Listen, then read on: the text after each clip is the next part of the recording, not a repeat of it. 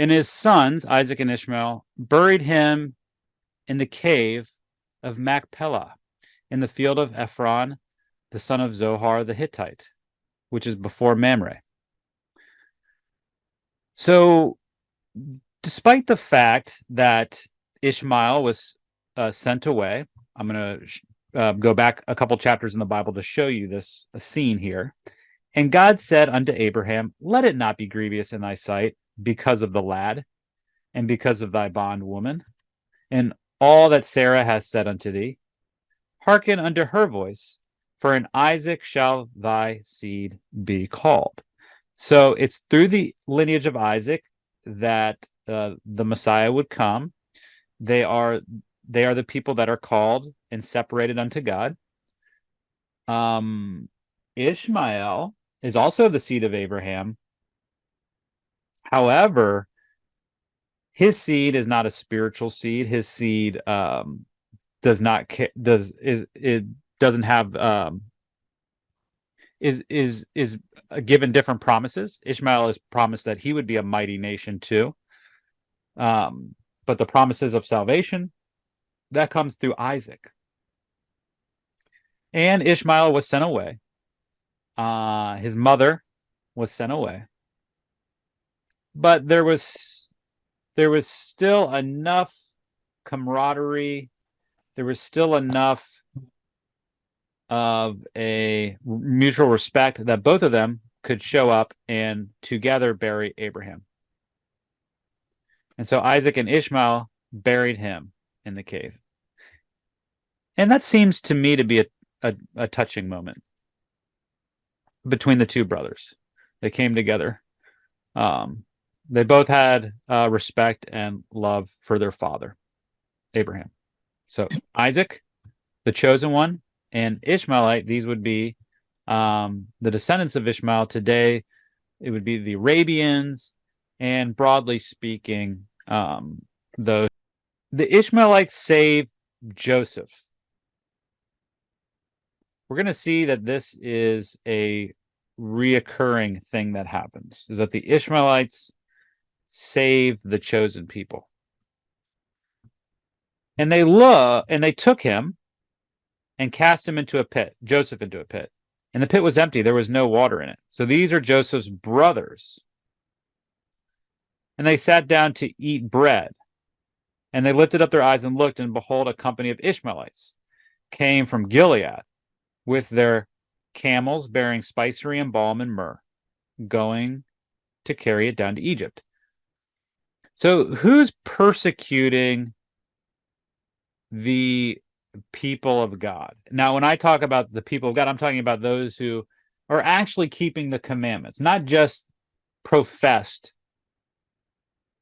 people of God, not just professed believers, but those who are actually living a noble life. Joseph, out of his brothers at this time, was good. He was holy. He was faithful. And his brothers who were not were persecuting him. So the persecution is actually coming from within. We have more to fear from within than without. And those who are without, the Ishmaelites, we're going to see that they are actually going to intervene here. And Judah said unto his brethren, what profit is it if we slay our brother and conceal his blood? Come and let us sell him to the Ishmaelites, and let not our hand be upon him, for he is our brother and our flesh, and his brethren were content. And there passed by Midianites, merchantmen, and they drew and lifted up Joseph out of the pit and sold Joseph to the Ishmaelites for 20 pieces of silver, and they brought Joseph into Egypt. So Midianites and Ishmaelites are being used interchangeably here. We know because, look, it's the Midianite merchantmen, and the Ishmaelites were with their camels bearing spicery and balm and myrrh. So they were merchants, right? Did you know they sell him for 20 pieces of silver? So Joseph is a very lively type of Christ. And who was Christ betrayed by? One of his 12 disciples. Who killed Christ? The Romans, but who else? The Jews, his own people, his own brethren. He was betrayed in the house of his friends. Joseph was 2. So we have more to fear from within than without again. And they brought Joseph into Egypt. And Reuben returned unto the pit, and behold, Joseph was not in the pit, and he rent his clothes. And he returned unto his brethren and said, the child is not, and I, whither shall I go? And they took Joseph's coat and killed a kid of goats and dipped the coat in the blood. And they sent the coat of many colors, and they brought it to their father, and said, this we have found. Know now whether it be thy son's coat or no. And he knew it and said, it's my son's coat. An evil beast has devoured him. Joseph is without doubt rent in pieces.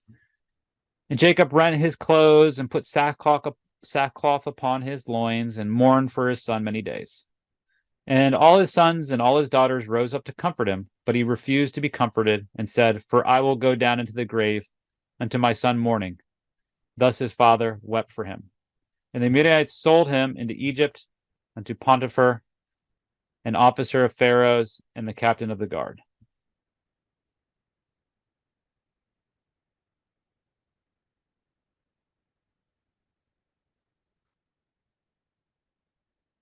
And again, look, it's the Midianites this time. So Midianites and Ishmaelites interchangeable.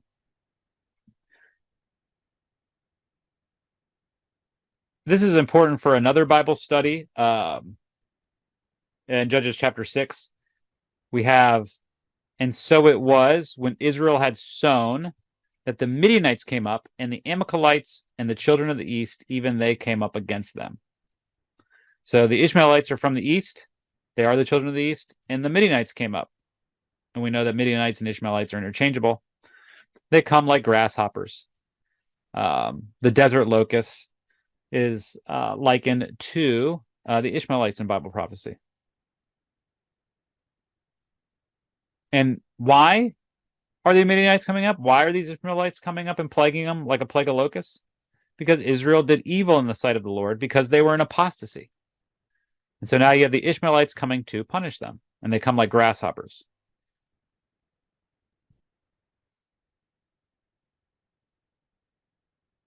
Now, I want to jump way ahead here. I want to jump thousands of years into the future, and I want to look at the Reformation. This is from Great Controversy, page 197, paragraph 2. A dark and threatening day had come for the Reformation, notwithstanding the Edict of Worms, declaring Luther to be an outlaw and forbidding the teaching or belief of his doctrines. Religious toleration had thus far prevailed in the empire. God's providence had held in check the forces that opposed the truth. Charles V was bent on crushing the Reformation, but often as he raised his hand to strike, he had been forced to turn aside the blow. Again and again, the immediate destruction of all who dared to oppose themselves to Rome appeared inevitable. But at the critical moment, the armies of the Turk appeared on the eastern frontier, or the King of France, or even the Pope himself, jealous of the increasing greatness of the emperor, made war upon him. And thus, amid the strife and tumult of nations, the Reformation had been left to strengthen and extend. So again and again, when the Reformation was about to be snuffed out, at the critical moment, the Turk would arrive. Just like Joseph is about to die and the Ishmaelites show up. This is from J.A. Wiley. After an edict of death was passed in 525, it was the Muslim Turk who suddenly set forward to save Protestantism in Hungary. Having trampled down the king and his army, the victorious Solomon, the Magnificent, held on his way into Hungary. This calamity, which thrilled all Europe, brought rest to the Protestants. So, we see here that as a second witness to what Great Controversy was saying, in fact, a first witness because it was written prior. It was the Muslim Turk who saved Protestantism. It was the Muslim Turk who brought rest to the Protestants. Now, I want to look at the story of Elijah, and I want to entertain the pioneer view of it.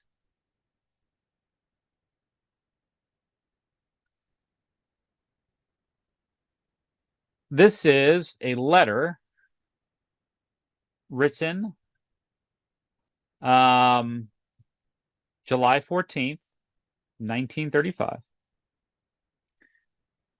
And this is a letter from Willie White. Now, Willie White is answering a question. He says, Brother Burgess, your letter of July 9th came to hand Friday, and I must endeavor to respond to your inquiries. Sometime before the revised version of the Old Testament was printed, there was a rumor that in the new version, the story of Elijah being fed by the ravens would be changed to read that he was fed by Arabs. On Sabbath while in Switzerland, I mentioned this to Mother and asked her if Elijah was fed by birds or by men. Mother replied that Elijah was fed by the most wicked of the wicked, sometimes by men fleeing from justice, sometimes by men looking for water. And when they saw Elijah in his plight, a man alone by the river without food, their heart were moved upon to bestow upon him necessary food for their scanty supply. I asked, did birds take a part in this? And then she said, they may have, but as the matter was presented to me, he was supplied with food by the passing bands of traders. Now that's interesting that it's a band of traders, because those are the same types of people who helped Joseph. It was a band of traders. I waited to see if Mother would incorporate this into the Old Testament history chapters. That would, I assume, would be patriarchs and prophets,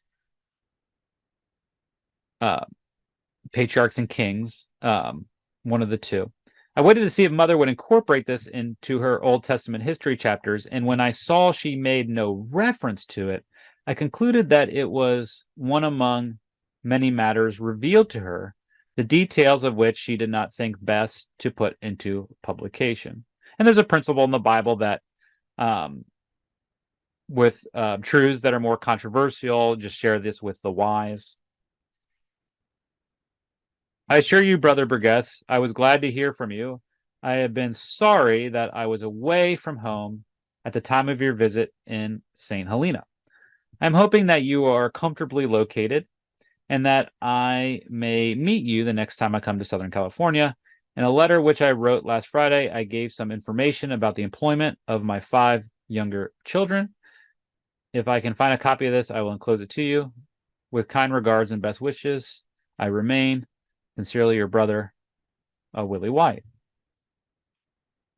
So Miss White, she saw bands of traders. She did not see birds, which is very interesting. Now, there was this controversy about revising ravens to Arabs, which were the bands of traders that helped Joseph. And supposedly they fed Elijah, according to one side in this controversy, and they were close, it seems, to actually writing the Bible that way. Now, I don't have much regard for newer editions, but nevertheless, every once in a blue moon, they might get something right. So we just want to make sure that that might be one of these situations. Now, it is interesting that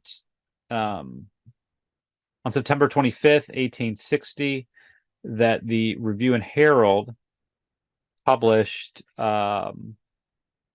this: the ravens that fed Elijah. It is probable that the ravens that fed Elijah were Arabians. On the words of 1 Kings 17, 4 and 6, and it shall be that thou shalt drink of the brook, and I have commanded the ravens to feed thee. And the ravens brought him bread and flesh in the morning, and bread and flesh in the evening, and he drank of the brook. Horne, in his introduction, says, had these writers, unbelievers, however, consulted the original word of this passage, and also other places where the same word occurs, they would have found that Orbhim, the word translated raven, signifies Arabian. Such is the meaning of the word in 2 Chronicles 21:16 and in Nehemiah 6:7, where our version renders it Arabian.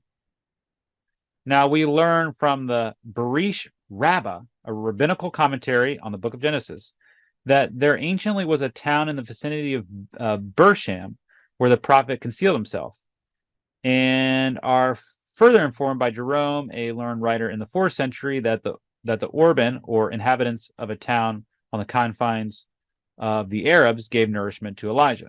This testimony of Jerome is of great value because he spent several years in the Holy Land in order that he might acquire the most correct notion possible of the languages and geography of the country, as well as the custom and habits of the people, in order to understand, explain, and translate the language of the Holy Scriptures.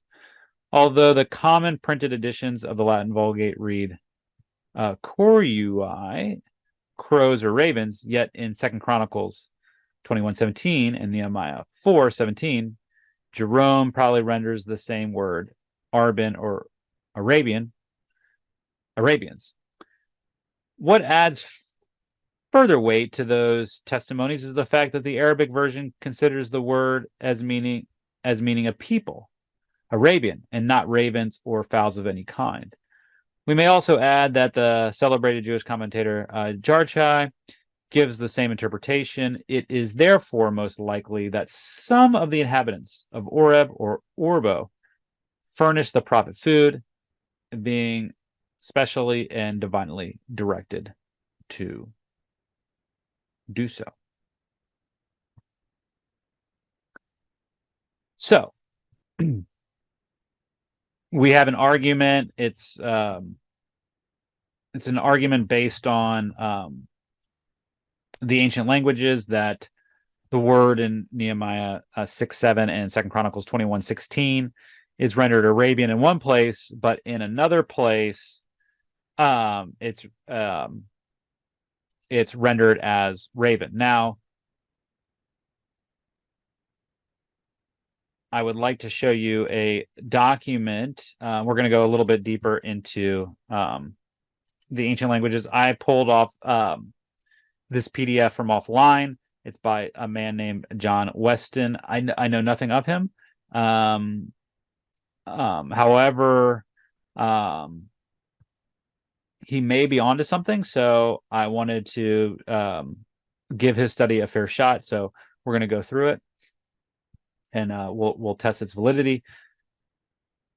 Eliyahu, my God is Yahoo, is one of the most notable prophets of Yahweh and lived from, or at least his story takes place between 875 and 850 BC. So he's talking about Elijah. I'm not going to read it in the Hebrew. I'm going to read I'm just going to read it as we do in the English, as Elijah, because I think it'll make more sense that way for us. In 1 Kings 17:4 and 6, most translations read that Elijah was fed by ravens. Matthew's 5:37 Bible, 1611 King James, the NIV, the JPS English, Hebrew, and English Bible. The word translated raven, according to the Strong's exhaustive concordance, is number 6158 from the Hebrew, Oreb, with the letters Ayin Resh Bet. So we see that on the screen, Ayin Resh Bet. Strong's also translates number 6154 with the same ayin resh bet as Arab and defines it as Arabia, mingled people, mixed. So, according to the Strongs, the word raven is ayin resh bet, but also the word for Arabia or mingled people is ayin resh bet. Okay, do you see? And even in here, as my cursor moves across the Hebrew, it looks identical. Continuing, Strong's also translates number 6150 with the same ayin resh bet as Arab, meaning be darkened. Strong also translates number 6151 with the same ayin resh bet as Arab, meaning to commingle, mix. And Strong's translates 6160 with the letters ayin resh bet he as Araba, meaning or referring to the sterile valley of the Jordan. The differences between the pronunciations and meanings is where the vowel points are placed. However, when the text was originally written, there were no such things as vowel points. This leaves us with the possibility, and this author's belief, that what was translated Orab, meaning raven, was actually Arab, meaning the Arabs who lived in the Arabah region, which is in the Kerith ravine east of the Jordan area, where Elijah was interested to hide by. So I want you to think about this for a second. In 1 Kings 7:3, and we'll go there now.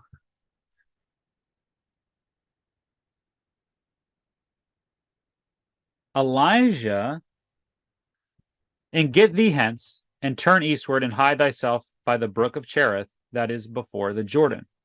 Now, what is being said here is that the word translated raven in the next verse is the exact same word as a town and a people that lived right next to the brook Cherith. It was eastward from the point where Elijah was going. Now, the only way, if you're reading the ancient languages, and in the ancient languages there were in the ancient scrolls, they didn't have verses, they didn't have there's some things that they didn't have. We use things like commas and such, and the translators every once in a while may make a mistake. For instance, we know there's a mistake in the passage where it says today, when Christ is speaking to the thief in the cross, today you will be with me in paradise. Well, we know that that's just simply not true, because Christ laid in the grave on the Sabbath. He then wasn't even resurrected to Sunday. So he didn't even ascend that day. And we also know, based on what the Bible has to teach about death, that David has not yet ascended yet, that the righteous are still in the grave waiting for resurrection day. So they are in a state of unconsciousness. They're in a state of sleep until God resurrects them. But because if you put a comma in a certain place, it can change the entire meaning. Today, you will be with me in paradise. Whereas if you move the comma and you read it, verily, verily, I say unto you today. In other words, verily, verily, I say unto you in this moment, in this time, that you will be in paradise. We understand that now as a promise that he will be resurrected on the thief will come up on resurrection morning. So just a slight, that little bit of emphasis totally changes the meaning. And what is being argued here is this word, ayin reshbet, in the ancient languages, you cannot tell if it means raven or not. The only way you can tell is if you put the certain vowel stressor or vowel point there to make it say that. And that's what the translators did. According to their wisdom, And usually they get it right, but we know, for instance, sometimes they get it wrong, like in Daniel 8:13, where it says the daily sacrifice, because a little bit less than half of the time, daily is used to talk about a continual service in the sanctuary, right? And so that's what they thought it was. But they should have, if they'd been a little wiser, maybe say, hey, actually, more often than not, it's not used that way, so we should interpret it according to how it's generally used. And that the word daily or continual, um, a little bit more often than not, according to my research, is actually not speaking of the sanctuary. But however they chose to go with the sanctuary. Now, and again, that was according to my research. If anybody has looked up the word daily or continual in every instance, and you found that not to be the case, just let me know and I'll make a correction on that. But yes, I am conceding that it is used a lot to refer to the sanctuary. But it's also used in the other way, not referring to the sanctuary a lot. And I hope that's making sense to everybody that's listening right now. And so what this person is saying is that, look, the context of the word is dealing with these Arabians that live near the brook. And I believe that, and he's saying, I believe that the translators made a little minor error, which has big implications, because now they're saying a raven did it. Continuing, there's little doubt that Elijah was a holy man of, I'm just going to say, God, and certainly a Jew adhering to the laws given to Moses and by God. In Leviticus 11:5, the raven is listed as one of the birds that is unclean, and verses 13 and 24 state that they are detestable, and whoever touches them will be unclean. Ravens live mainly on carcasses of birds and other dead animals, that's i.e. carrion. Thus, ravens are scavengers like pigs, vultures, and crustaceans. They are fed that are they these are fed are things that are detestable and unclean. Any meat fed to Elijah by a raven would most certainly come from a dead animal, carrion, and the mere fact that it was touched by a raven would definitely make Elijah, the holy man of God, an unclean sinner in transgression of God's law. I think that's a pretty strong argument that he's making there. Think about it. The raven, it lands on dead animals and touches dead animals, and we're not supposed, and according to the law of Moses, we're not to touch the dead. I think that would be a health principle. I don't think that would fall under ceremonial law. I don't think it's wise to touch dead things. I think you can get seriously sick. So I think there's health principles that we are still to maintain from the law of Moses. And this raven here is putting dead flesh in its mouth, roadkill, all these different things. And in modern times, it would be roadkill. And it's going to pick up food for you after it's been chewing. They don't really chew, but after it's been tearing at flesh, rotten flesh, and you're going to be fed by the raven like a mother bird feeds a baby bird, where it puts the thing in its beak and then it gives it to the baby. I don't think so. I don't think if you were in the wilderness, and this is why it's important for us, we are during the probation closes and we find ourselves in the most desolate regions, and God's going to prepare a table for us in the wilderness, and he's going to feed us. Let me ask you something. If pigs came, if a line of pigs started marching towards you and had food in its mouth and then dropped the food off onto your plate, would you want to eat that? And how much worse probably would it be with ravens? Because ravens primarily feed on dead animal. Says that's something that I think this is a strong argument. It's something that we need to consider. Are we going to eat something out of a raven's mouth? If, however, we translate this Hebrew word to Arab, then Elijah could easily be fed by the Arabs of the region he was now hiding in. Now, we know through inspiration that Elijah was fed by bands of traders. We don't know through the spirit of prophecy if that's the case. Because here in the Bible, according to the pioneers and according to others, and they have some strong arguments, that it looks to be that there was a translation error. And it happens to be that this translation error agrees with what's already been shown to Miss White in vision or in dream.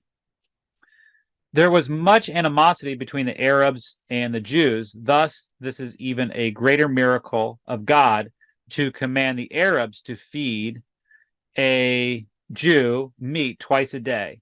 It is well known that many, if not most, Arabs of that time kept most of the same dietary laws, and even if they didn't, God would not command them to feed his holy prophet anything that would be unclean or contrary to his dietary laws.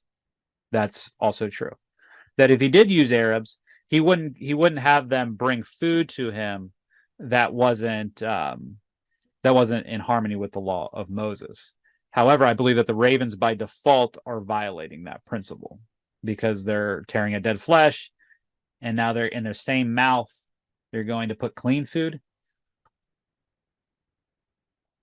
The law of Yahweh stands forever, and Yahweh would not intentionally cause his people to transgress his laws. This is why this author cannot believe that Elijah was made unclean and a transgressor of God's law by being fed by ravens.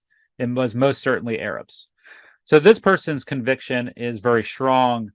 He believes that it would be sin to receive food by the ravens. Now, in the story of Noah, when Noah when Noah is he's getting very, very anxious. He's ready to get off the boat. He's waited 40 days, 1 day for each day that it rained, to allow the water to subside more. And eventually wants to see if there's still some water on the earth. He knows that the mountains by this time are uncovered. But what about the low valleys where you grow your food and such? Is there water on them? Is it muddy? So he sends out a raven, and it was a failed mission. In fact, the raven doesn't give him any information. The raven, with its keen scent, he thought would fly off very far, smelling some sort of dead flesh, and then he would bring back a part of that dead body or something like that. And Noah would be able to ascertain, hey, the water's subsiding, these dead bodies are washing up, and the ravens are landing on them and feeding on them. But instead, what the raven did was it flew out, and then it just sort of circled around the ark. It didn't care much for its other mate. Remember, everything was in pairs in the ark. It just seemingly kind of landed on top of the ark and then went to and fro. Would venture out, then come back, venture out, come back, but never came back into the ark. Whereas if you read about the dove, the first time he sends it out, the dove actually goes out, and then Noah puts his hand out, and the dove actually touches down on his hand. Actually comes back into the ark. And so we know that the dove and the raven, they have different characteristics. The dove is a gentle creature. It's faithful to its partner till death. I want you to think about Christianity, monogamy. Islam is you can have multiple wives. In fact, they blow up other people and so that they can have 70 wives. Terrorist attacks, right? Miss White said that she saw that it was the most wicked kind of people that were feeding Elijah, right? A gentle creature. Now, here it says, and this, I believe this is Pliny that who is an ancient person who I'm quoting here. He says that the raven's a wild bird. Now, that's the same thing that they say about Ishmael, that he's a wild man. He's a bird that feeds amid life, dwells amid life, a bird that feeds on greenery and seeds. The greenery of the earth reminds us of the color green is symbolic of faith, and it's eating healthy things like seeds, and it dwells among life. The raven, however, is a wild bird. It's a selfish bird. Fidelity is not part of its life file. That's why it doesn't come back into the ark. A bird that dwells comfortably amid rot and decay. It's a scavenger that feeds on carcasses. Now, what's really interesting is that the Arabians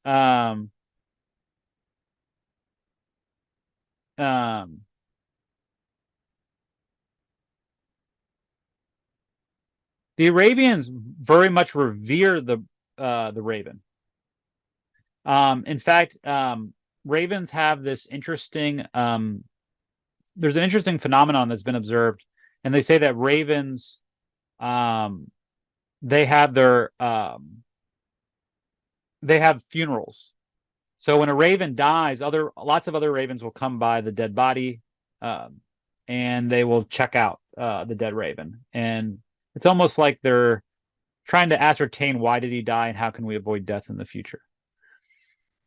Or perhaps it's even deeper than that, and they actually feel some care for their dead brother, and it is some sort of funeral. In the story in the Chron, it was a raven that came to Cain and taught him how to bury his dead brother Abel. And from that, and because of that story, the Arabians very much reverence the bird. Arabians assume to understand the voice and flight of the birds.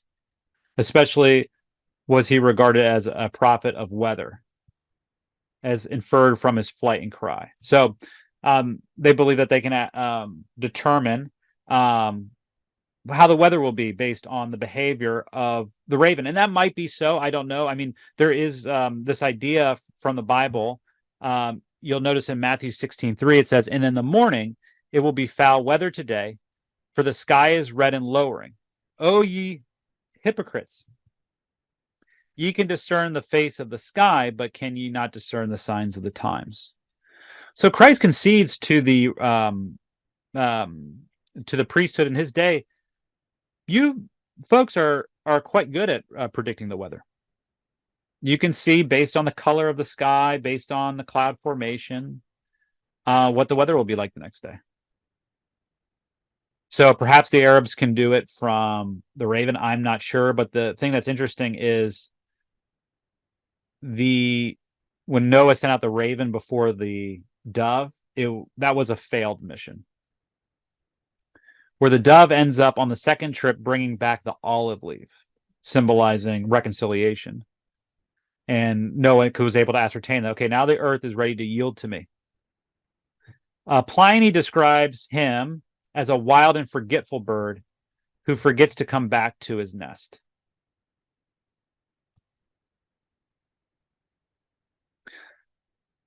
One reason why this is interesting is that the Arabians are likened to locusts in the Bible. If we come to Revelation 9, we can see this. And there came out of the smoke locusts upon the earth. Now, the Islamic people also have this mythology around locusts, and they believe that locusts is a special animal that actually was made from the clay of Adam. And they believe that locust swarms are a judgment from God and a chastisement for evil doing. And what's so ironic about that is that the locust in prophecy actually represents them. It actually does represent men. It does actually represent Adam's descendants.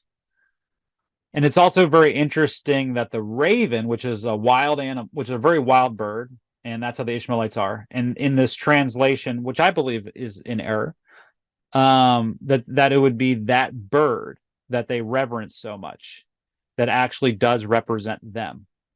In the same way, they have this strange reverence for the locust, and it actually represents them. It is hardly in accord with God's usual way of working that he should employ birds of the air and those unclean and ravenous birds to feed and succor his saints rather than men or angels. Of course, no one who does not altogether repudiate the supernatural will, deny for a moment that the Almighty God could, had it seemed good to him, have sustained his prophet by the instrumentality of ravens, just as easily as by any other means.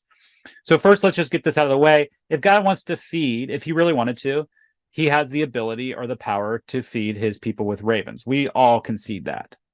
But it appears to be almost a fixed principle of his dealings with men, not to resort to miracles when ordinary means will suffice.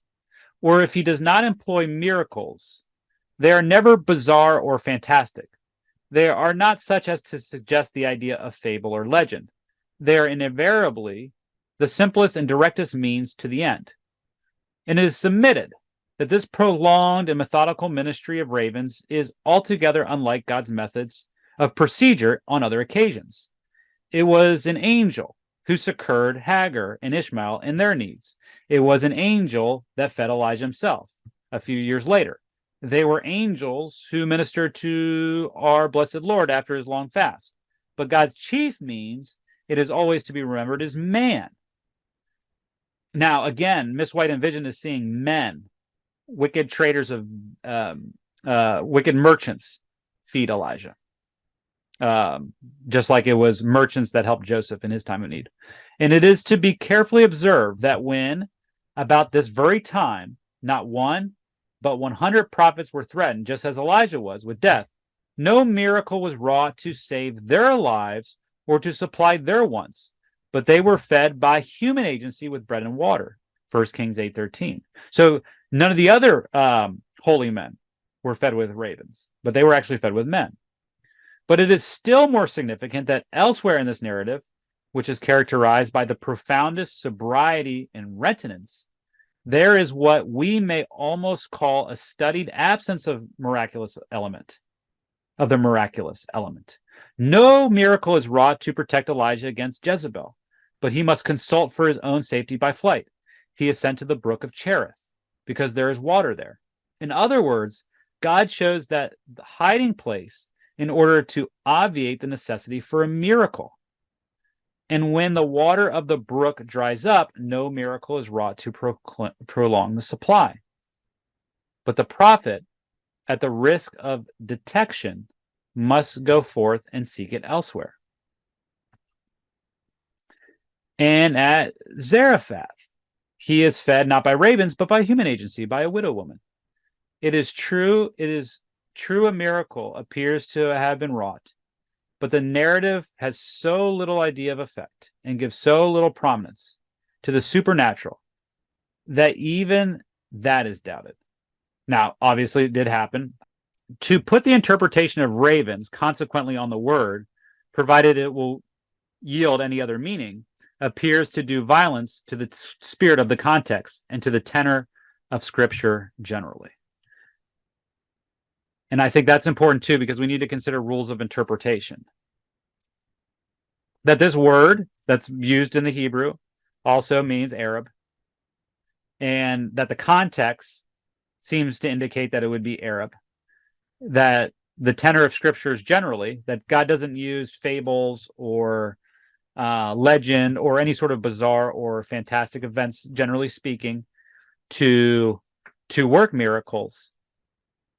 Then in order to be consistent, we ought to assume that the word is Arab. And now, why do I think this is important for us? Well, we are coming in the spirit of Elijah today. We are preaching a message that the Turk is going to Jerusalem and that this is going to bring in a time of trouble such as there never was before. And that we are going to be driven out of the cities and out of the towns where we'll no longer be able to preach, and we will have to find the most desolate regions of the earth in order to live, and we will be hunted just like Elijah was hunted. And Elijah went to the brook of Cherith, and it was there that he was fed by Arabians. It was there that he was fed by men. And likewise, I believe it will also, just like during the Reformation, when they're looking to when the Catholics through Charles V was looking to snuff out the Reformation, when it was looking to destroy the Reformation, it was the Ishmaelites that came, and it was the Turks rather that came and distracted them. And I believe that under the third angel's message, when we look at the third angel's message, that one of the things that this fire and brimstone here is referring to, the third angel followed them, saying with a loud voice, if any man worship the beast in his image and receive his mark in his forehead or in his hand, the same shall drink of the wine of the wrath of God, which is poured out without mixture into the cup of his indignation. And he shall be tormented with fire and brimstone in the presence of holy angels. Well, using historical precedent, if we come to Revelation 9, what we see here is that under the sixth angel, or the sixth trumpet, there is a large army of horsemen, which we know are the Ishmaelites, those that follow this Arabian religion. And I saw the horses in vision, and notice what comes out. Notice what comes out from them, having breastplates of fire and of jacinth and of brimstone. By these was a third part of men killed, by the fire and by the smoke and by the brimstone, which issued out of their mouths. Now, why are they killing them again? Because there are those that did not repent for their devil worship, for their idolatry, for their murders, for their sorceries, for their fornications, and for their thefts. These are the commandment breakers. And so who was sent to punish them? It was the Turkish people. And it was, again, with fire and in brimstone. Well, I believe in the preaching of the loud cry of the third angel, which is Revelation 18, we have the beast in his image being judged, and we have this Catholic Confederation saying this. It's saying, for she has glorified herself and lived deliciously. So much torment and sorrow give her. For she has said in her heart, I sit a queen and am no widow, and shall see no sorrow. Well, under the fifth trumpet, with the Saracens, they were told to torment them for 5 months, right? And now we're saying that she is going to receive so much torment. And this is the same class of people. Back then, we had the Church of Constantine, the one that set up the Sunday law and brought us the Trinity God, and they are receiving torment in the fifth trumpet. Well, here at the end of the world, those same class of people are going to be receiving so much torment. Who's receiving it? The Sunday worshiping people who worship the triune God on that day. Sunday is a dedication to the triune God, to the Holy Trinity. And how is she destroyed? How is she destroyed? Well, we're going to see here that she's going to have plagues, and she shall be utterly burned with fire. For strong is the Lord God who judgeth her. So it's with fire that she is judged. And we also see the smoke of her burning.